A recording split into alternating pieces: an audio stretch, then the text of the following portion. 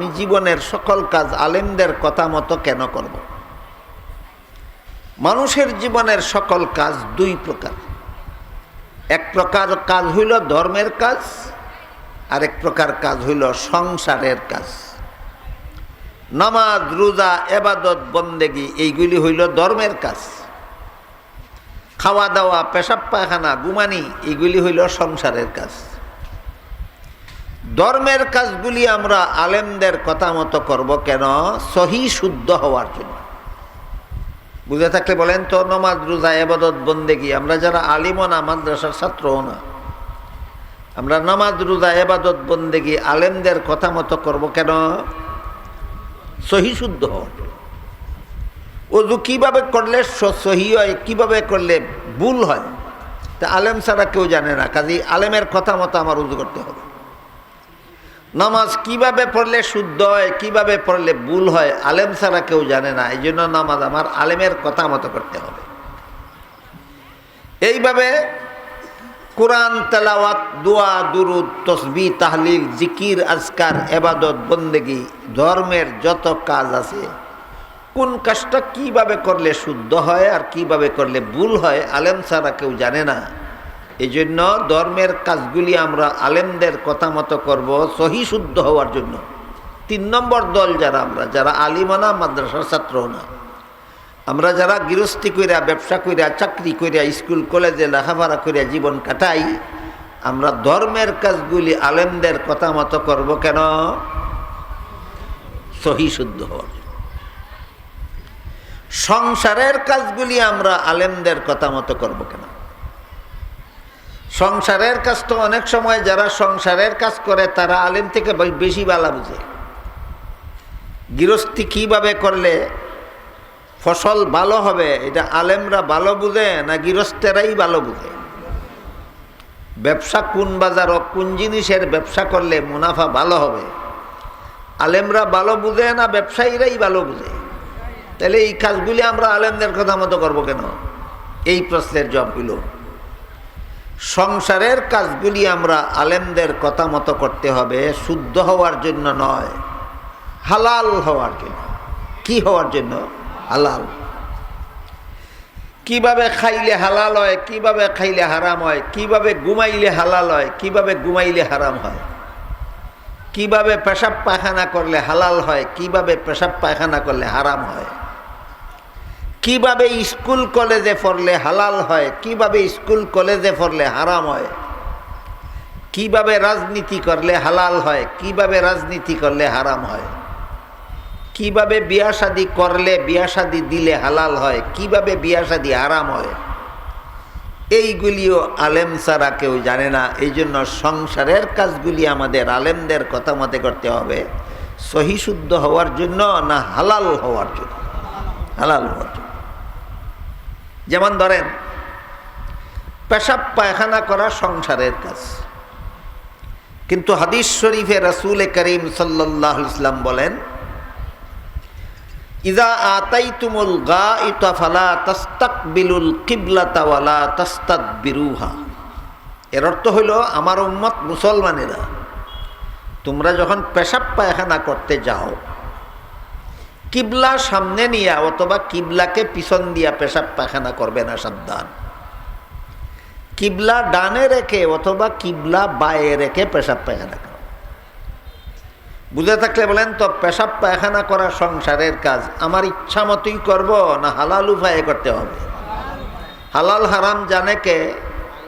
কাজে আমার পেশাব করতে হবে আলেমদের কথা মতো। পেশাব করার যেন হারাম না হয়, আমার পায়খানা করতে হবে আলেমদের কথা মতো, আমার পায়খানা করাটা যেন হারাম না হয়। তেমনিভাবে রাতের ঘুম, এটাও একটা সংসারের কাজ, কিন্তু আমি যদি হালাল উপায়ে ঘুমাই, এমনকি নবীর সুন্নত মতে যদি ঘুমাই, তাহলে সারা রাতের ঘুমে আমি সারা রাত ইবাদত করার সওয়াব পাই। আর যদি হালাল উপায়ে ঘুমাই না, মন গড়া মতে ঘুমাই, তাহলে আমার এক রাতের ঘুমই আমাকে জাহান্নামে নিয়ে যাওয়ার জন্য যথেষ্ট হবে। কিভাবে? আমি দুই একটা উদাহরণ আপনাদেরকে বলি।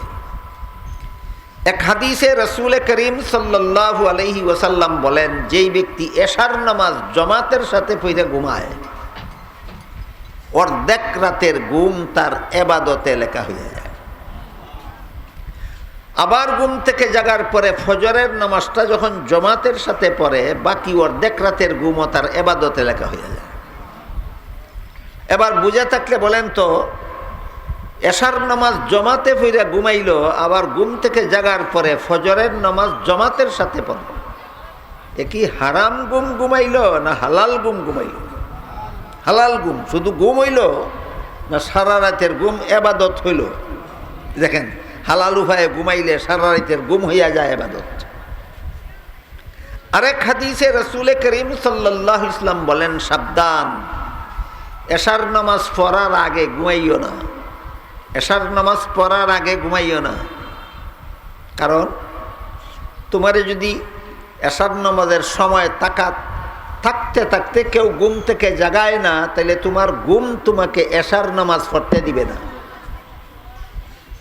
তাইলে এশার নামাজ না ফিরা যদি আমি ঘুমাই, তে আমার ঘুমে আমাকে এশার নামাজ পড়তে দিল না এশার নামাজ থেকে ফিরাইল? আপনারা কি মনে করেন আপনারা যে সমাজে বাস, তাহলে ঘুম কেমনে হালাল হয় কেমনে হারাম হয় কে জানে? আলেমরা জানে। তাহলে আমার ঘুমাইতে হবে কার কথা মতো? আলেমদের কথা মতো। এই জন্য রাসূল বলেন, তুমি যদি আলেমও না হও, আলেমের ছাত্রও না হও, তাহলে ধর্মের কাজগুলি আলেমদের কথা মতো করো সহি শুদ্ধ হওয়ার জন্য। সংসারের কাজগুলি আলেমদের কথা মতো করো হালাল হওয়ার জন্য। দেখেন কথা বুঝেন কিনা, মনে রাখতে পারবেন কিনা।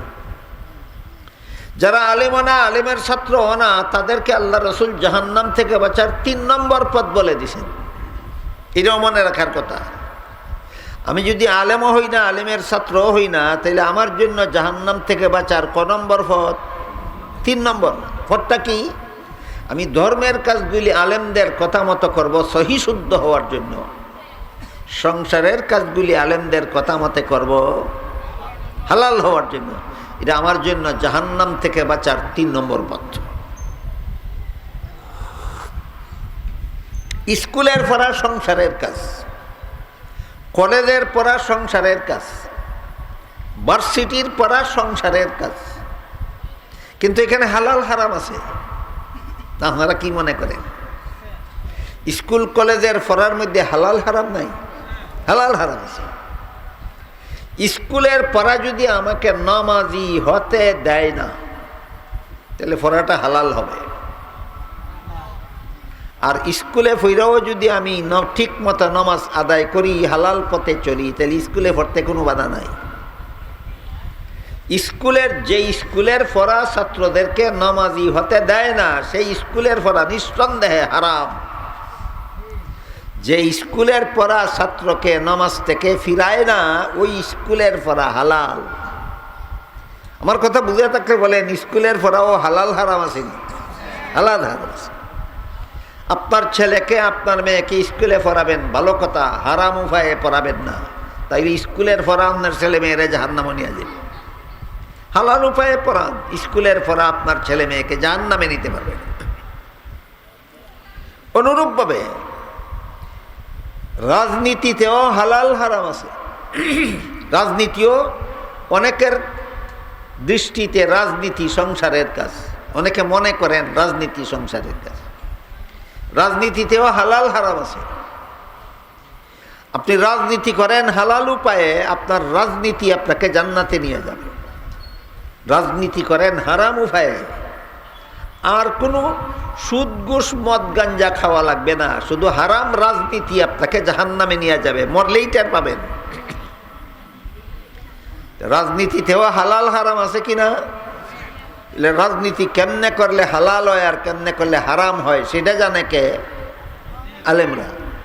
আমার রাজনীতি করতে হবে কাদের পরামর্শ মতো? আলেমদের পরামর্শ। দুঃখের বিষয়, আমাদের সমাজে যারা যারা রাজনীতি করেন, আজ পর্যন্ত আমি এমন একজন রাজনীতিবিদ বাংলাদেশে পাইলাম না যে রাজনীতিবিদে জানে যে কেমনে রাজনীতি করলে হালাল হয় আর কেমনে হারাম হয়, জানে ওই না। কেমনে রাজনীতি করলে হালাল হয় আর কেমনে রাজনীতি করলে হারাম হয় যদি জানেই না, তাহলে হে হালাল রাজনীতি করবো না মন গড়া রাজনীতি করব? তোমার আর কোনো গুনাহ লাগবে না, তোমার মন গড়া রাজনীতিই তোমাকে জাহান্নামে নিয়ে যাবে, এইটাই তোমার জন্য যথেষ্ট। এই কারণে আপনারা যারা যারা রাজনীতি করেন অন্তত আপনাদের জানা থাকা দরকার রাজনীতি আবার হালাল কেমনে হয়, হারাম কেমনে হয়। যে রাজনীতির কারণে জনগণকে 6টা পাওনা পরিশোধ করা যায়, যে রাজনীতি করে জনগণের পাওনা আদায় করা যায়, জনগণের অধিকার আছে 6টা সরকারের কাছে। যারা রাজনীতি করে এরা জানে না, সরকারের কাছে জনগণের 6টা পাওনা আছে, পাওনা অধিকার, প্রাপ্য, জনগণের হক। কোন শব্দটা কইলে সহজে বুঝেন আপনারা? আরবি ভাষায় বলে হক, বাংলা ভাষায় বলে প্রাপ্য, আমাদের এলাকার ভাষায় কয় পাওনা। কোনটা বুঝেন? বাংলা পাওনা। সরকারের কাছে 6টা পাওনা আছে। যদি রাজনীতি কইরা, নির্বাচন কইরা, আন্দোলন কইরা, গদিতে গিয়া জনগণের 6টা পাওনা যদি পরিশোধ করতে পারে, তার রাজনীতি হালাল, আন্দোলন হালাল, নির্বাচন হালাল, গদিতে বসা হালাল। আন্দোলন কইরা, নির্বাচন কইরা, সংখ্যাগরিষ্ঠতা পাইয়া সরকার গঠন করার পরে যদি জনগণের 6টা পাওনা পরিশোধ করে না, তার রাজনীতি হারাম। তার নামাজ, রোজা, ইবাদত, বন্দেগী তাকে জাহান্নাম থেকে বাঁচাতে পারবে না, তার রাজনীতি তারে জাহান্নামে না নিয়ে ছাড়বে না। বুঝে থাকলে বলেন তো, রাজনীতির মধ্যে হালাল আসেনি? জনগণের পাওনা দিতে পারলে রাজনীতি হালাল, জনগণের পাওনা না দিলে রাজনীতি হারাম। এখন প্রশ্ন জাগে, জনগণের কটা পাওনা সরকারের কাছে? 6টা। 1 নম্বর, খাদ্য ব্যবস্থা। তোমার দেশের কোনো জনগণ খাদ্যের অভাবে যেন উপবাস থাকতে না হয়, এই ব্যবস্থা করা সরকারের কাছে জনগণের পাওনা। আমার দেশের জনগণের কেউ যেন খাদ্যের অভাবে যেন উপবাস দিন কাটাতে না হয়, উপবাস যেন রাত কাটাতে না হয়, এটা হলো 6 পাওনার 1 নম্বর। 6 পাওনার মধ্যে 1 নম্বর কি? খাদ্য ব্যবস্থা। 2 নম্বর বস্ত্র ব্যবস্থা। 3 নম্বর শিক্ষা ব্যবস্থা। 4 নম্বর চিকিৎসা ব্যবস্থা। 5 নম্বর বাসস্থান। বাড়িঘর ছাড়া যেন কোনো জনগণকে উদ্বাস্তুর মতো জীবনযাপন করতে না হয়, প্রত্যেকটা নাগরিকের বাড়িঘরের ব্যবস্থা করে দিতে হবে সরকারের। এটা সরকারের কাছে জনগণের 5 নম্বর পাওনা। 6 নম্বর পাওনা হইল নিরাপত্তা। দেশের ভিতরের কেউ যেন কার সাথে জুলুম অত্যাচার করতে না পারে, এই নিরাপত্তা দিতে হবে সরকার জনগণকে। দেশের বাইরের কেউ যেন দেশের ভিতরের উপর অন্যায়ভাবে হামলা করিয়া অত্যাচার, নির্যাতন, খুন খারাপি করতে না পারে। সীমান্ত পাহারা দেওয়ার ব্যবস্থা সরকারের করতে হবে, যেন সীমান্তের ভিতরের কোনো মানুষের উপর দেশের বাইরের কোনো মানুষ যেন হামলা করার সুযোগ না পায়। এটার নাম নিরাপত্তা ব্যবস্থা। কটা হইল? 6টা। খাদ্য ব্যবস্থা, বস্ত্র ব্যবস্থা, শিক্ষা ব্যবস্থা, চিকিৎসা ব্যবস্থা, বাসস্থান ব্যবস্থা আর নিরাপত্তা ব্যবস্থা। এই 6টা হইল সরকারের কাছে জনগণের পাওনা। দিতে পারলে তোমার রাজনীতি হালাল, না দিতে পারলে জীবনভর হারাম রাজনীতি করছো। রাজনীতি করতে করতে চুলদারি না, শরীরের সবগুলি পশম পাকাইছ। আর রাজনীতি করতে করতে ফাকনা চুলদারি নিয়ে মরবে, তোমার মরতে দেরি হতে পারে, তোমার রাজনীতি তোমার জাহান্নামে পৌঁছাতে দেরি হবে না। এবার বুঝে থাকলে বলেন, রাজনীতি যদি সংসারের কাজ হইয়া থাকে, এটা আলেমদের কথা মতো করতে হবে কেন? হালাল হওয়ার জন্য। রাজনীতি হালাল কেমনে হয়? জনগণের 6 পাওনা দিলে। বলেন আমার কথা বুঝেন কিনা? রাজনীতি হালাল কেমনে হয়? জনগণের পাওনা 6টা দিলে, জনগণের পাওনাগুলি না দিলে রাজনীতি হালাল না হারাম? এই 6 পাওনার মধ্যে 1 নম্বরটা কি? জনগণের একটা মানুষ যেন উপবাস, খাওয়ার অভাবে যেন উপবাস দিন রাত কাটাতে না হয়, এই ব্যবস্থা করা সরকারের কাছে জনগণের হবে। বলেন তো বাংলাদেশের কোনো নাগরিক খাদ্যের অভাবে উপবাস দিন রাত কাটায় কিনা? তাইলে বাংলাদেশের গদিতে যত সরকারই যত সময় যায়, জনগণের 1 নম্বর পাওনাটা কি দেয়? দেয় না। এদের রাজনীতি হালাল না হারাম? হারাম। বছরে বছরে মক্কা যাও, মক্কা তো আবু জাহেল গেছে, আবু জাহেলের বাড়ির তো মক্কা ছিল। মক্কা যাওয়া তোমারে জাহান্নাম থেকে বাঁচাতে পারবে না। জনগণের খাদ্য ব্যবস্থা কেন দিলা না? এই কারণে তোমার রাজনীতি তোমারে জাহান্নামে না নিয়ে ছাড়বে না। আমাদের দেশের গদিতে এই 52-53 বছরের ভিতরে যত সরকার যত দফায় গদিতে গেল, কেউই জনগণের খাদ্য ব্যবস্থা ঠিক মতে দিতে পারেনি। কেন দিল না? সরকারি তহবিল সম্পদ নাই না, কোটি কোটি টাকার সম্পদ আছে, কোটি কোটি টাকার সম্পদ আছে, কোটি কোটি টাকার গুদামে সম্পদ রেখা, কোটি কোটি টাকা, লক্ষ কোটি টাকা ব্যাংকে জমা রেখা জনগণরে উপবাস রাখে কেন সরকারে? কারণ হইল ওইখান থেকে নিয়ে যদি আপনারা দেয় তাহলে চুরি কইরা বিদেশ পাঠাইতে পারে না। বলেন, সরকারি তহবিলে সম্পদ না থাকার কারণে আপনারা উপবাস রাখে না, আপনারা খাওয়াইলে চুরি করতে পারে না? এই কারণে আপনাদেরকে না খাওয়াইয়া ওই দিক দিয়ে পাঠায়। বলেন, এদের রাজনীতি হালাল না হারাম? হারাম। যতই নামাজ পড়ো আর যতই রোজা রাখো, যতই হজ করো আর যতই তসবিহ পড়ো, ওজিফা টিফো, মরণের দেরি হতে পারে, তোমার রাজনীতি তোমার জাহান্নামে পৌঁছাতে দেরি হবে না মোটেও। এবার বুঝে থাকলে বলেন, রাসূল বলেছেন আলেম হওয়া জাহান্নাম থেকে বাঁচার 1 নম্বর পথ, আলেমের ছাত্র হওয়া জাহান্নাম থেকে বাঁচার 2 নম্বর পথ।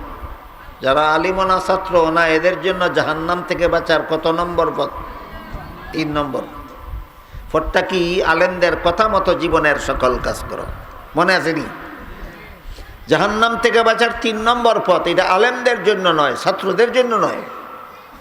জাহান্নাম থেকে বাঁচার 3 নম্বর পথ হইল যারা আলেমনা ছাত্র না, এদের জন্য পথটা কি? আলেমদের কথা মতো সকল কাজ করো।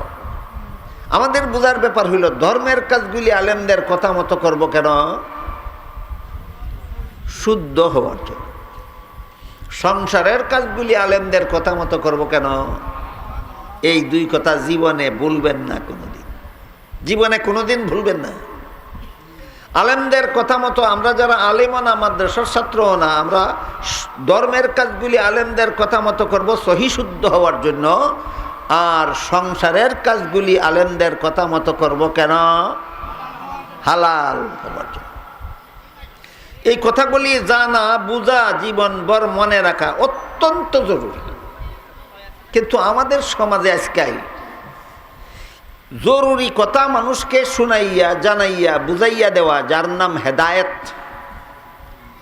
এই যার নাম ওয়াজ, আমাদের সমাজে আজকাল ওয়াজের মাহফিল খুব কম হয়, আওয়াজের মাহফিল বেশি হয়। ওয়াজ মাহফিল বেশি না আওয়াজ মাহফিল বেশি? এই জন্য আমার আওয়াজে মানুষ আকৃষ্ট হইয়া আমার ভক্ত হবে, এই লক্ষ্যই তাকে বেশিরভাগ বক্তাদের। নবীর কথা, রসুলের কথা, কোরআন হাদিসের কথা শুনে মানুষ জাহান্নাম থেকে বাঁচার পথ শিখবে, এই উদ্দেশ্য খুব কম বক্তাদের মাথায় থাকে। কথা বুঝতে পারছেন?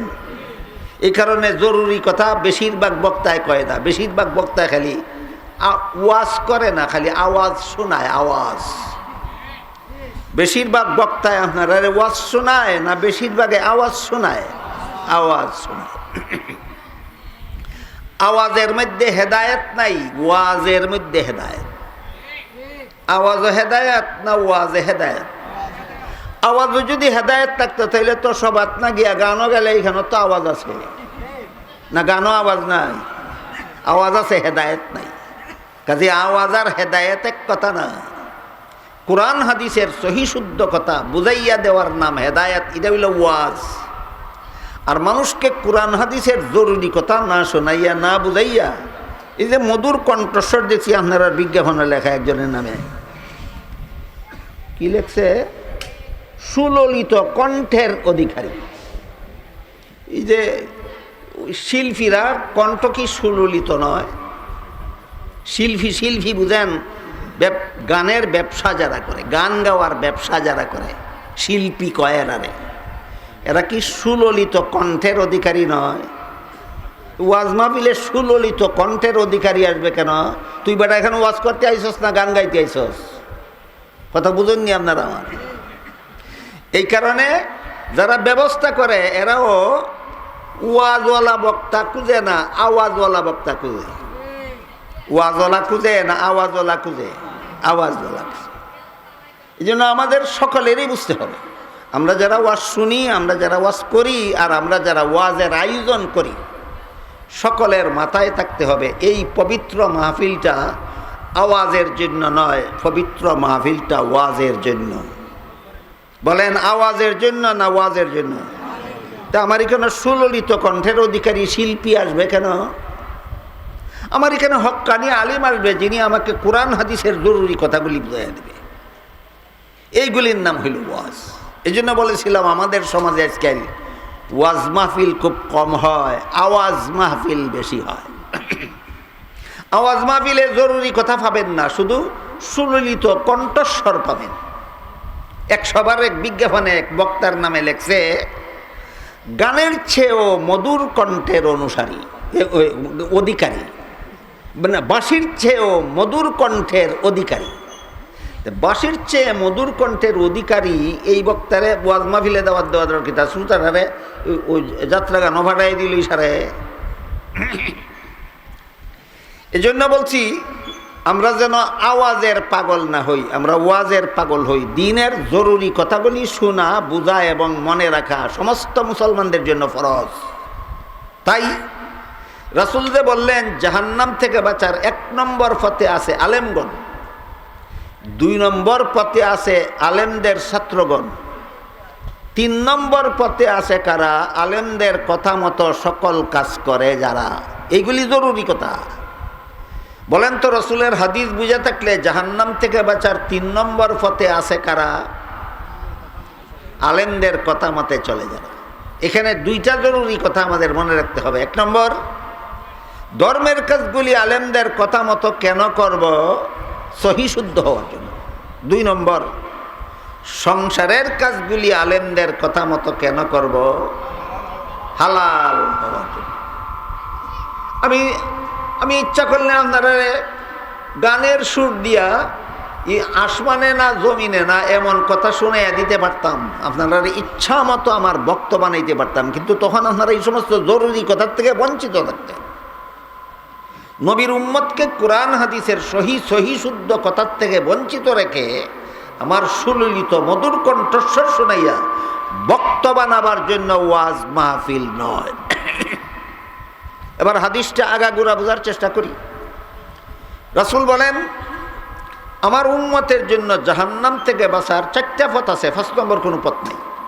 1 নম্বর পথ হইল তুমি আলেম হও। আলেম হইতে পারছো না, 2 নম্বর পথ আলিমের ছাত্র হও। ছাত্র হইতে পারছো না, তোমার জাহান্নাম থেকে বাঁচার কোনো পথ নাই। না 3 নম্বর পথ আছে? হ্যাঁ, তুমি আলেম হইতে পারছো না, আলিমের ছাত্র হইতে পারছো না, তোমার জন্য জাহান্নাম থেকে বাঁচার 3 নম্বর পথ আছে, জীবনের সকল কাজ আলেমদের কথা মতো করো। এখন যদি কেউ আলেমও হইতে পারলো না, আলিমের ছাত্রও হইতে পারলো না, আলিমের কথা শোনারও সুযোগ পাইল না, এমন যদি হয়, আলিমের কথা শোনারও সুযোগ পাইল না, আপনাদের মনে হয়তো প্রশ্ন জাগতে পারে যে ওয়াজ মাহফিলে গেলেই তো আলিমের কথা শোনা যায়, তাহলে আলিমের কথা শোনার সুযোগ পায় না কে? হইতে পারে। যেমন ধরেন এক ব্যক্তি 10 বৎসরের জন্য জেলখানায় বন্দী হয়ে গেল, 20 বৎসরের জন্য জেলখানায় বন্দী হয়ে গেল, আজীবনের জন্য জেলখানায় বন্দী হয়ে গেল, অথবা এমন কোম্পানিতে চাকরি করে যেই কোম্পানির ডিউটি পালন করে ওয়াজ শোনার ওয়াজ মাহফিলে যাওয়ার মতো টাইম থাকে না। এইভাবে যে কোনো কারণে কেউ যদি আলেমের কথা শোনারও সুযোগ না পায়, রাসূল বলেন তার জন্য জাহান্নাম থেকে বাঁচার 4 নম্বর পথ আছে। আলেমও হইল না, আলেমের এই আমার চোখের দিকে ধরলে, এ বাত্তি আমার চোখের দিকে ধরলে চোখও ডিস্টার্ব করে। কেউ যদি আলেমও হইল না, আলিমের ছাত্রও হইল না, আলিমের কথা শোনারও সুযোগ পাইল না, রাসূল বলেন তার জন্য জাহান্নাম থেকে বাঁচার পথ নাই, না 4 নম্বর পথ আছে। 4 নম্বর পথ আমি বলি, আপনারা এই সামনের ভাগটা বন্ধ করে একটু সুন্দর করেন মোবাইলটা। পিছনে গ্যাঞ্জাম হয়েছে, সামনে ভাগ হয়েছে, একটু কষ্ট করেন দয়া করে, মাহফিলের সুন্দরটা রক্ষা করেন। বিশেষ করে যারা মুরব্বী আছেন তারা আগে আসেন, বাচ্চাদেরকে পিছনে রাখেন।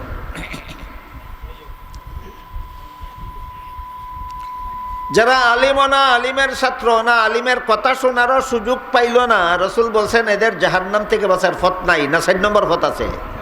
4 নম্বর পথ আছে। এই পথটা কি? রাসূল বলেন আও মুহিব্বান, তুমি আলেমকে মহব্বত করো, আলেমকে মহব্বত করো। এই মহব্বতটাই তোমাকে জাহান্নাম থেকে বাঁচার 4 নম্বর পথে জান্নাতে নিয়ে যাবে। আলেমকে মহব্বত করো, আল্লাহ রসুল হুকুম দিছেন মহব্বত করো। আলেমকে কিভাবে মহব্বত করব, আলেমকে কেন মহব্বত করব, আলেমকে মহব্বত করলে আমার কি উপকার হবে? বলেন তো, এই কথাগুলি কি আপনাদের জানা দরকার? হ্যাঁ দরকার। দরকারি কথা যদি আলোচনা হয় তবে এটা ওয়াজ মাহফিল হয়। দরকারি কথা তো ইয়া যদি খালি সুললিত মধুর কণ্ঠস্বর শোনানো হয়, এটার নাম ওয়াজ মাহফিল নয়, এটার নাম আওয়াজ মাহফিল। কি মাহফিল? আওয়াজ মাহফিল। রাসূল বলেন তুমি আলেমকে মহব্বত করো, এটা তোমার জাহান্নাম থেকে বাঁচার 4 নম্বর পথ। এর প্রশ্ন হইল মহব্বত কেন করব, কিভাবে করব? আলেমকে মহব্বত করলে আমার কি সুফল পাবো, না পারলে আমার কি ক্ষতি হবে? এই কয়েকটা কথা কয়েক মিনিটে আমি আপনাদের সামনে তুলে ধরার চেষ্টা করি। প্রথম প্রশ্ন হইল আলেমদেরকে মহব্বত কেন করব? এই প্রশ্নের জবাবটা আমি খুব সংক্ষেপে আপনাদেরকে বুঝাই। ধরেন একটা বাচ্চা তার মায়ের গর্ভে থাকা অবস্থায় তার বাবা মারা গেল, হয় না এরকম? জন্মের পরে এতিম হইয়া জন্ম হইল, না জন্ম হওয়ার পরে এতিম হইল? হ্যাঁ, মায়ের গর্ভে থেকে এতিম হইছে, এতিম হইয়া জন্ম হইছে, দুনিয়াতে আইয়া 2 চোখে বাবারে দেখবার সুযোগ পাইছে না। যে কারণে এই বাচ্চাটারে তার চাচা বাপের ভাইয়ে লালন পালন করল, লেখাপড়া শিখাইয়া মানুষ বানাইল। এই এতিম ছেলেটারে যদি কোনো মুরব্বী কয় তোমার চাচাকেই তুমি তোমার বাবার মতো মহব্বত করবে, এখানে একটা যুক্তি আছে। চাচারে বাপের মতো মহব্বত করবে কেন? চাচায় বাপের কাম কইরা দিছে। বলেন, একটা যুক্তি আছে নি?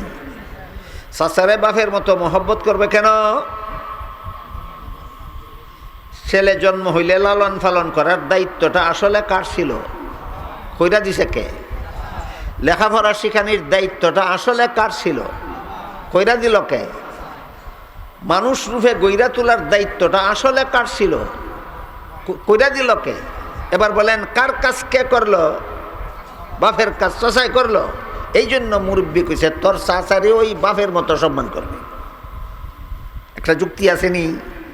ঠিক তেমনি বাবু, দুনিয়ার মানুষকে জাহান্নাম থেকে বাঁচার পথ দেখাবার দায়িত্ব ছিল নবীগণের। দুনিয়ার মানুষকে জাহান্নাম থেকে বাঁচার পথ দেখাবার দায়িত্ব ছিল নবীগণের। বর্তমান দুনিয়াতে কতজন নবী আছেন? একজনও নাই। নবী শূন্য দুনিয়া। এটা নবী শূন্য যে দুনিয়াতে নবী নাই, সেই দুনিয়ার মানুষকে জাহান্নাম থেকে বাঁচার পথ দেখাবে কে? এ মর্মে হাদিস শরীফে আল্লাহ রসুল বলেন ওয়া ইন্নাল উলামা ওয়ারাসাতুল আম্বিয়া, আলেমগণ নবীগণের দায়িত্ব পালন করবে। আলেমগণ নবীগণের দায়িত্ব। আবার বলুন, নবীগণের কি দায়িত্ব ছিল? দুনিয়ার মানুষকে জাহান্নাম থেকে বাঁচার পথ দেখাবার দায়িত্ব ছিল। নবী নাই দুনিয়াতে, নবীগণেরই দায়িত্বটা পালন কে করবে? আলিমগণ। এখন কার দায়িত্ব কে পালন করলো? নবীর দায়িত্ব আলিমে পালন করলো। ওইখানে যেমন বাপের দায়িত্ব চাচায় পালন করার কারণে চাচারে বাপের মতো মহব্বত করতে হয়, এখানেও আল্লাহর রসুল বলেন নবীগণের দায়িত্ব আলেমগণ পালন করবেন। এই জন্য রসুল বলেন তুমি আলেমকে মহব্বত করো। কথা বুঝাইতে পারলাম? এই হলো আলেমকে মহব্বত করব কেন, রসুল কেন কইলেন আলিমকে মহব্বত করো? কারণ মুহাম্মদুর রসুল্লাহ দুনিয়ার থেকে বিদায় হওয়ার পরে কিয়ামত পর্যন্ত তোমাদেরকে জাহান্নাম থেকে বাঁচার পথ দেখাবার মতো আর কোনো দরদি দুনিয়াতে পাবে না, একমাত্র আলেমগণ ছাড়া। আলেমকে মহব্বত করব কেন, রসুল কেন হুকুম দিলেন আলিমকে মহব্বত করা? প্রশ্নের জবাবটা কি পাইলাম? 2 নম্বর, মহব্বত কিভাবে করব? আলেমকে মহব্বত কিভাবে করব?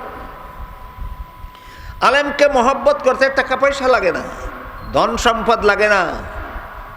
আলেমকে মহব্বত করতে এমন একটা অন্তর লাগে যে অন্তরে এই কথাটা বুঝবে যে এরা নবীগণের কাজ করে, এরা দুনিয়াতে না থাকলে আমরা জাহান্নাম থেকে বাঁচার পথ পাইতাম না। এই কথাটা বুঝার মতো একটা অন্তরের দরকার। বুঝে থাকলে বলেন তো আলেমকে মহব্বত করতে টাকা পয়সা ধন সম্পদের দরকার না বিষয়টা বুঝার মতো একটা অন্তরের দরকার? বিষয়টা বুঝার মতো একটা অন্তরের দরকার। এই কথাটাও আমাদের সমাজের অনেক মুসলমান জানে না, বুঝে না। এই জন্য বাজারি বক্তারারে যখন সবার দাওয়াত করতে যায়, বক্তায় চুক্তি করে আধা ঘন্টা ওয়াজ করবো 50,000 টাকা দিবা, 1 লক্ষ টাকা দিবা। যদি ব্যবস্থার কমিটির লোকেরা যদি বলে এত টাকা আমরা তবিল নাই, কয় আলিমরে মহব্বত করতে হইলে গিয়া তবিল জোগাড় করে আইও দাওয়াত করবার লাগে। রসুল বলছেন আলিমরে 50,000 টাকা দিয়া মহব্বত করো, রসুল বলছেন আলিমরে 1 লাখ টাকা দিয়া মহব্বত করো না? এরা যে নবীগণের কাজ করে শুধু এটা বুঝো। আলেমকে মহব্বত করো রসুল বলছেন। এটা জাহান্নাম থেকে বাঁচার কত নম্বর পথ? 4 নম্বর পথ। যারা আলিমও হইতে পারলো না, আলিমের ছাত্রও হইতে পারলো না, আলিমের কথা শোনারও সুযোগ পাইল না, এদের জন্য রাসূল বলেন জাহান্নাম থেকে বাঁচার 4 নম্বর পথ শুধু আলেমকে অন্তর দিয়ে মহব্বত করো। ও কারণে না একটা কারণে। কি কারণ? এরা নবীগণের কাজ করে। কি কারণ? আলেমগণ নবীগণের কাজ করে। নবীগণের কাজ ছিল দুনিয়ার মানুষকে জাহান্নাম থেকে বাঁচার পথ দেখাও। নবী নাই দুনিয়াতে, আলেমগণ এই কাজটা করে, মানুষকে জাহান্নাম থেকে বাঁচার পথ দেখায়। এই হইল আলেমগণকে মহব্বত কেন করব, এই প্রশ্নের জবাব। কিভাবে করব? লক্ষ টাকা দিয়া না বিষয়টা বুঝার মতো অন্তর দিয়া? বিষয়টা বুঝার মতো অন্তর দিয়া মহব্বত করব। আলিমরে মহব্বত করতে টাকা পয়সা ধন সম্পদ লাগে না। এবার আমরা বুঝার চেষ্টা করব রসুল যে বললেন আলিমরে মহব্বত করো, মহব্বত করলে সুফল কি পাবো আমি? এই একটা প্রশ্ন। আর হলো আলিমরে মহব্বত না করে যদি আমি আলিমকে ঘৃণা করি তাহলে আমার শেষ ফল কি হবে? এই 2টা কথা বলে আজকের মতো কথা শেষ করি। মুফাসসিরিনে কেরাম তাফসীরের কিতাবে লিখেছেন এই যে 4 নম্বর পথ জাহান্নাম থেকে বাঁচার, আলিমকে মহব্বত করো। আল্লাহ রসুল হুকুম দিছেন আলিমকে মহব্বত করো। তুমি যদি আলেম না হইয়া থাকো, তুমি যদি আলেমের ছাত্র না হইয়া থাকো, তুমি যদি আলেমের কথা শোনারও সুযোগ না পাও, আলিমকে মহব্বত করো। মহব্বত করাটাই হবে জাহান্নাম থেকে বাঁচার ব্যবস্থা। মহব্বত করলে কি হবে? প্রশ্নের জবাবটা একটু লম্বা, আমি লম্বা কথা কইয়া আপনাদের সময় নষ্ট না করিয়া সংক্ষেপে বলি। তাফসীরের কিতাবে লেখা আছে আলিমদেরকে মহব্বত করলে বিবি আসিয়ার মতো ইমানদার অবস্থায় মরণ হবে। ফেরাউনের রাজার নাম ছিল, মিশরের রাজার নাম ছিল ফেরাউন, বেঈমান কাফির ছিল। আর ফেরাউনের স্ত্রীর নাম ছিল আসিয়া, ইমানদার ছিল। আপনাদের অনেকের জানা থাকার কথা বিবি আসিয়া ইমানদার হওয়ার কারণে ফেরাউনে বিবি আসিয়াকে পশু জানোয়ারের মতো অত্যাচার করছে। 4 হাত পা টানা দিয়া মাটির সাথে ফেরেক মাইরে অত্যাচার করে শহীদ করছে। এই বিবি আসিয়াকে আল্লাহ পাক রব্বুল আলামিন মরণকালে তার জান্নাতের ঠিকানা দেখাইছেন। বিবি আসিয়া জান্নাতের ঠিকানা দেখে দেখে হাসতে হাসতে মরণবরণ করছে। তাফসীরের কিতাবে লেখা আছে যারা আলিমরে মহব্বত করে এরা বিবি আসিয়ার মতো ইমানদার অবস্থায় মরণ হবে। এই কথাটা একটা এমন একটা জরুরি কথা যা সমস্ত মুসলমানদের সারা জীবন স্মরণ রাখার মতো, যে আমার অন্তরে যদি আলেমদের প্রতি মহব্বত থাকে, তা আল্লাহর রসুল বলেছেন ফেরাউনের বিবি আসিয়ার মতো ইমানদার অবস্থায় আমার মরণ হবে। আর যদি আমি রসুলের হুকুম মতো আলেমদের প্রতি অন্তরে মহব্বত রাখি না, আলেমদের প্রতি যদি অন্তরে ঘৃণা রাখি, ঘৃণারও ধরন আছে। কোন কারণে আলিমরে ঘৃণা করলাম আমি? শুধু হালাল হারামের কথা বলেন কেন? শুধু জায়েজ না জায়েজ বলেন কেন? শুধু কোরআন হাদিসের কথা বলেন কেন? শুধু আল্লাহ এবং রসুলের কথা বলেন কেন? এই কারণে যদি কেউ আলেমরে অন্তর দিয়ে ঘৃণা করে, তফসিরের কিতাবে লেখা আছে তুমি সারা জীবন ভর যতই নামাজ বন্দেগী করো না কেন, মরণের সময় ইমান হারাইয়া ফেরাউনের মতো বেঈমান অবস্থায় তোমার মরণ হবে। তাহলে আমরা দুইটা কথার জবাব পেলাম। আলিমরে মহব্বত করলে বিবি আসিয়ার মতো ইমানদার অবস্থায় মরণ হবে, আলেমদেরকে ঘৃণা করলে ফেরাউনের মতো বেঈমান অবস্থায় মরণ হবে। আর একটা প্রশ্ন হইল, আলেমদেরকে মহব্বত করো যদি, তো এই মহব্বত করাটাই তোমার জাহান্নাম থেকে নাজাতের ব্যবস্থা হবে, এটা কিভাবে? এই কথাটা বললি আমার কথা শেষ করতেছি। হাদিস শরীফে রাসূল করিম সাল্লাল্লাহু আলাইহি ওয়াসাল্লাম বলেন, হাসরের মাঠে যখন সারা দুনিয়ার সমস্ত মানুষ জীবিত হয়ে দাঁড়াবে, বিশ্বাস হয় আপনারা? আর সমস্ত মানুষ জীবিত হয়ে হাসরের মাঠে দাঁড়াতে হবে জীবনের সকল কাজের হিসাব দেওয়ার জন্য। সেই দিন আল্লাহ আলেমগণকে হাসরের মাঠে আলেমগণকে বলবেন, আলেমরা তোমরা জগতের অন্য সকল মানুষ থেকে আলাদা হয়ে আলাদা কাতারে দাঁড়াও। আলেমগণ যখন আল্লাহর হুকুমে জগতের অন্য সকল মানুষের কাতার থেকে আলাদা হয়ে যখন আলাদা কাতারে দাঁড়াবেন, আল্লাহর রাসূল বলেন তখন আল্লাহ আসরের মাঠে আলেমদেরকে বলবেন, আলেমরা আমি দুনিয়াতে তোমাদেরকে আলেম হওয়ার সৌভাগ্য দান করেছিলাম জাহান্নামের আগুন দিয়ে জ্বালাবার জন্য নয়, তোমরা জান্নাতে চলে যাও। এখানে একটা প্রশ্ন আছে।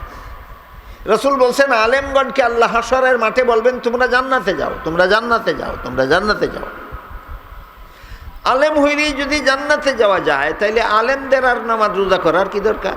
এই প্রশ্ন। আলেম হইলেই যদি জান্নাতে যায়, তাহলে আলেমদের আর সুদ না খাইয়া ঘুষ না খাইয়া, সুদ খাইলে ঘুষ খাইলে অসুবিধা কি?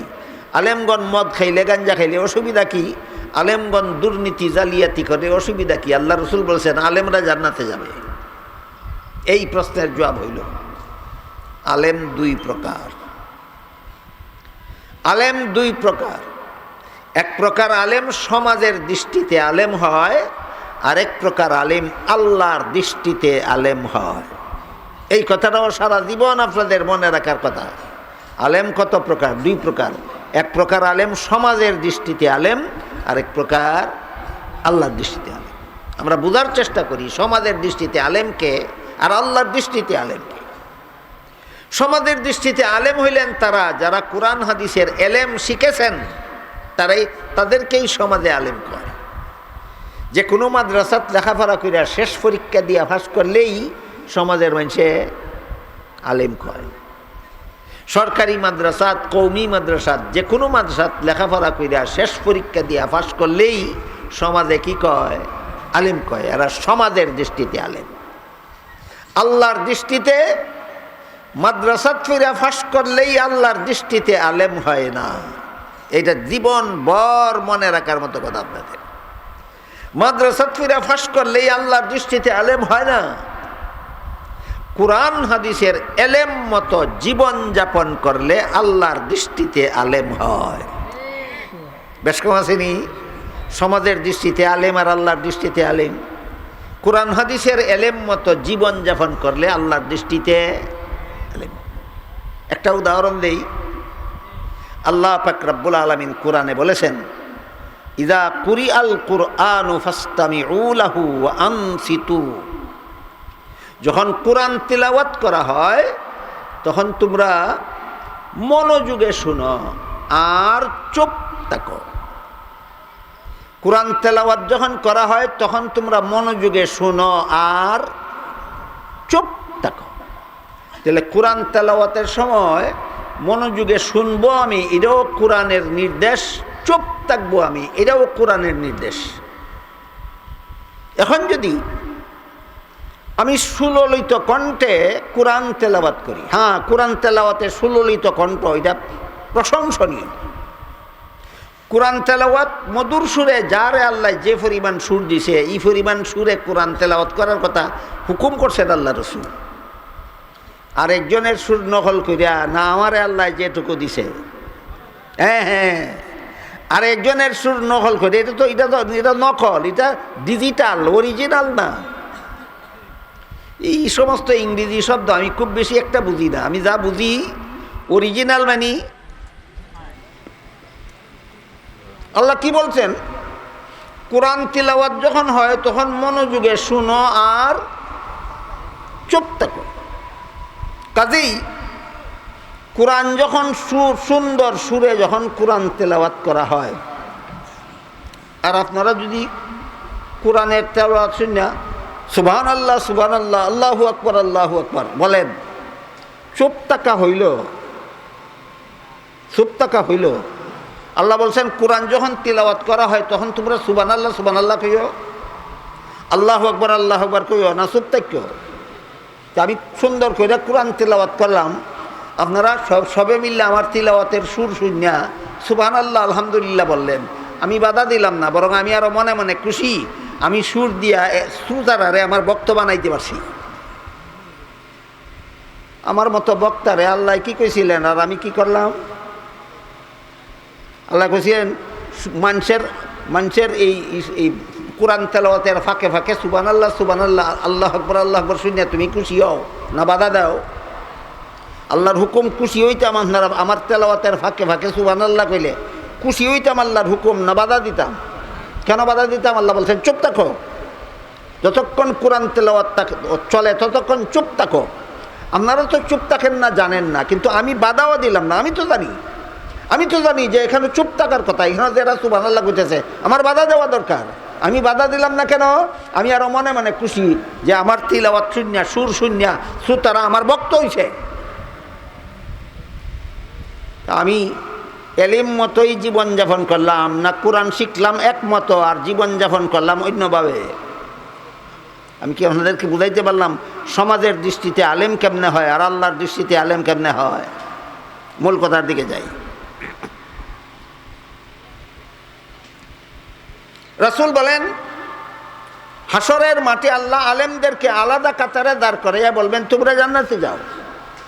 প্রশ্ন ছিল রাসূল যে বলছেন আলেম হইলেই জান্নাতে যাইব, কি সমাজের দৃষ্টিতে আলেম হইলে না আল্লাহর দৃষ্টিতে আলেম হইলে? সমাজের দৃষ্টিতে আলেম কারে কয়? কোরআন হাদিসের এলিম শিখলেই সমাজে আলেম কয়। আর এলিম মতো জীবনযাপন করলে আল্লাহর দৃষ্টিতে আলেম হয়। দুই রকম আলেমের পার্থক্য বুঝাইতে পারলাম? আল্লাহ যে হাসরের মাঠে আলেমদেরকে বলবেন তোমরা জান্নাতে যাও, সমাজের দৃষ্টিতে আলেম হইলে নয়, আল্লাহর দৃষ্টিতে যারা আলেম এদেরকে আল্লাহ বলবেন তোমরা জান্নাতে যাও। এবার বলেন আল্লাহর দৃষ্টিতে যারা আলেম এরাও বেনামাজি হইতে পারবে? আল্লাহর দৃষ্টিতে যারা আলেম এরাও দুর্নীতিবাজ হতে পারবে? কাজেই দুর্নীতিবাজ, সুদকুর, ঘুষকুর, মদকুর, গাঞ্জাকুর, জালিয়াতিকারী, বাটপার আলেমদেরকে আল্লাহ বলবেন না জান্নাতে যাও, বরং এদেরকে বলবেন জাহান্নামে গিয়ে ডাবল শাস্তি ভোগ করো। হক্কানি উলামায়ে কেরাম যারা কোরআন হাদিসের এলেম শিকার পরে এলিম মতো জীবনযাপন করে এদেরকে আল্লাহ বলবেন জান্নাতে যাও।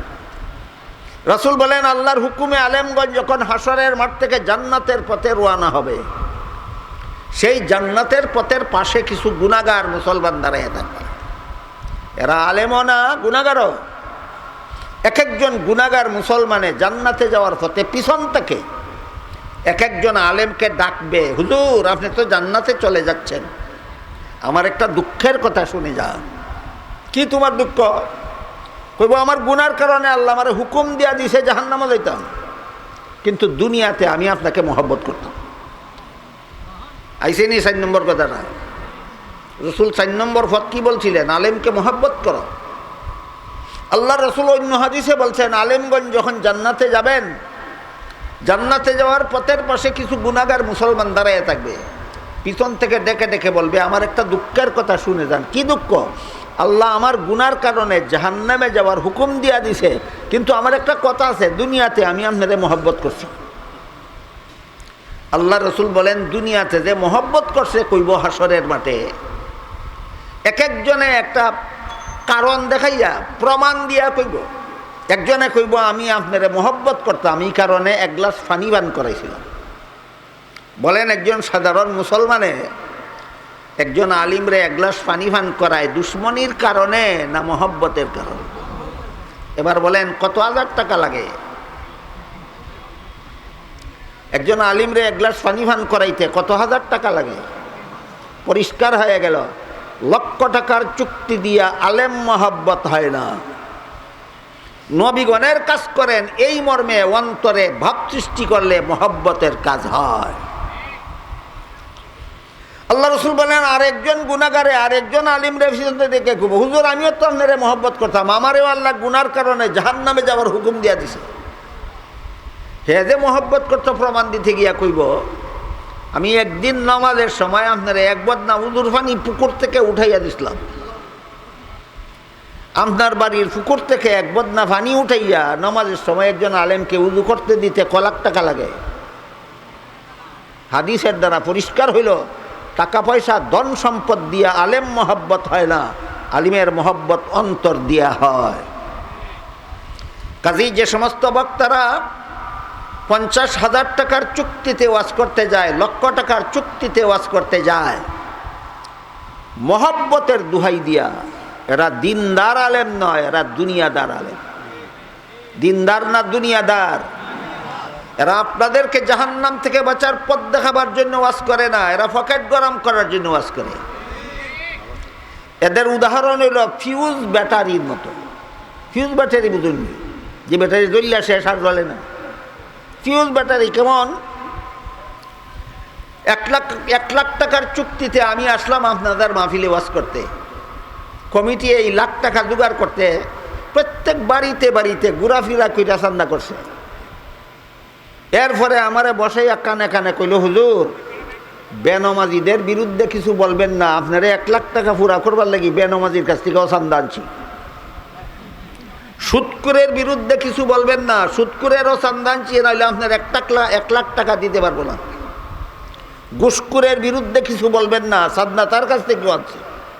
মদকুরের বিরুদ্ধে কিছু বলবেন না, তার কাছ থেকেও চান্দা আনছি। গাঞ্জাকুরের বিরুদ্ধে কিছু বলবেন না, তার কাছ থেকেও চান্দা আনছি। বেপরদা মহিলার বিরুদ্ধে কিছু বলবেন না, চান্দা তার কাছ থেকেও আনছি। এখন যদি হেরার বিরুদ্ধে আপনি ওয়াজ করে দেন, এরকম আমরার বিরুদ্ধে ওয়াজ করবার লাগে চান্দা দিছি না, টাকা বিরোধ দাও। এখন না বেনামাজির বিরুদ্ধে কইতে পারে, এখন এই চুক্তিবাদী মূল্যায় না বেনামাজির বিরুদ্ধে কইতে পারে, না সুদকুরের বিরুদ্ধে কইতে পারে, না ঘুষকুরের বিরুদ্ধে কিছু কইতে পারে, না বেপরদার বিরুদ্ধে কিছু কইতে পারে, না গাঞ্জাকুরের বিরুদ্ধে কিছু কইতে পারে। এমন এমন বয়ান করে যেটা কোনো দুনিয়ার কোনো মানুষের গায়ে লাগে না। হয়তো তার বয়ান আসমানের 7 আসমানের রুফিদা যায়, নাহলে 7 জমিনের তলিদা যায়। এটা পাওয়ারফুল ব্যাটারি না পাওয়ারলেস ব্যাটারি? চুক্তিবাদী বক্তারা পাওয়ারলেস ব্যাটারি, হক কথা বলার মতো সৎসাহস অন্তরে থাকে না। বুঝে থাকলে বলেন, আলেমকে মহব্বত করতে কত টাকা লাগে? না শুধু একটা অন্তরের দরকার, অন্তরের দরকার। রাসূল বলেন, আলেমদের জান্নাতে যাওয়ার পথে পিছন থেকে গুনাহগার মুসলমানেরা বলবে, আপনারা মহব্বত করতাম। একজনে প্রমাণ দিয়া কইবে 1 গ্লাস পানি খাওয়াইছিলাম, না 1 লাখ টাকা দিছিলাম। আর একজনে প্রমাণ দিতে গিয়ে কইব 1 বদনা উজুর পানির ব্যবস্থা করে দিছিলাম। এগুলি টাকা পয়সা লাগে না, কিন্তু মহব্বতের প্রমাণ। কিন্তু আজকে আমার গুনার কারণে আল্লাহ আমাকে জাহান্নামে যাওয়ার হুকুম দিয়া দিছেন। আল্লাহর রাসূল বলেন, আলেমগঞ্জ যাইতেছিলেন কোথায়? যার যার জান্নাতে। কিন্তু গুনাহগার মুসলমানদের মুখে এই কথা শুনিয়া তারা ভাববেন আমার জান্নাতে আমি পরে যাই, শেষ চেষ্টা করে দেখি নবীর উম্মতটাকে জাহান্নাম থেকে বাঁচানো যায় কিনা। এই চিন্তা করে আলেমগণ নিজেদের জান্নাতে যাওয়া বিরতি দিয়া দাঁড়াবেন। দাঁড়াই আল্লাহকে বলবেন, আল্লাহ তোমার এই গুনাহগার বন্দায় ঠিক হয়ে গেছে, আমারে মহব্বত করতো এই জন্য এক গ্লাস পানি পান করেছিল। তোমার এই বন্দা আমারে মহব্বত করতো এই জন্য একদিন আমারে এক বদনা উদুর পানির ব্যবস্থা করে দিছিল। তখন আল্লাহ বলবেন, হে আলেমরা শোনো, এদের গুনার কারণে আমি হুকুম দিছি জাহান্নামে যাইতো, কিন্তু তোমরা যেহেতু সাক্ষী দিছ, তোমরা মহব্বত করতো, তোমাদের সাক্ষীর কারণে আমি এদেরকে মাফ করে দিলাম। আলেমরা তোমরাও জান্নাতে যাও, এদেরকে সাথে নিয়ে যাও।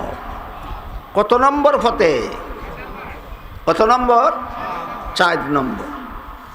রাসূল বলেন এরপরে জাহান্নাম থেকে বাঁচার 5 নম্বর আর কোনো পথ নাই। আমি আপনাদের জিজ্ঞাসা করি, আলেমকে মহব্বত করে এক গ্লাস পানি পান করাইলে যদি আল্লাহ জাহান্নামে যাওয়ার হুকুম দেওয়ার পরেও মাফ করে দিবেন হাসরের মাঠে, আল্লাহ রাসূল বলে গেছেন, তাহলে যেই মাদ্রাসায় আলেম তৈরি হয়, এই মাদ্রাসায় 1 ব্যাগ সিমেন্ট দিলে, 1 মণ রড দিলে, 1000 ইট দিলে, 1 গ্লাস পানির থেকে কম মূল্য দিল, অনেক বেশি। এটা কি পরকালে গুনাহগার মুসলমানের জাহান্নাম থেকে নাজাতের উসিলা হইতে পারে না? এই জন্য আমি আপনাদের কাছে আবেদন করলাম, যে মাদ্রাসার উদ্যোগে এই সবার আয়োজন হইল, আপনাদেরকে শুধু জাহান্নাম থেকে বাঁচার পথ দেখাবার জন্য।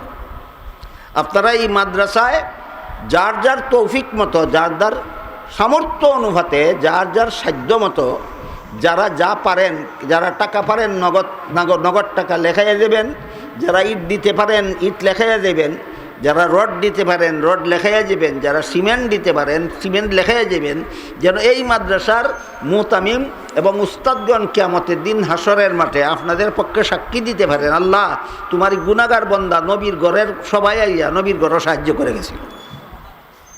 রাজি আছেন নি আপনারা?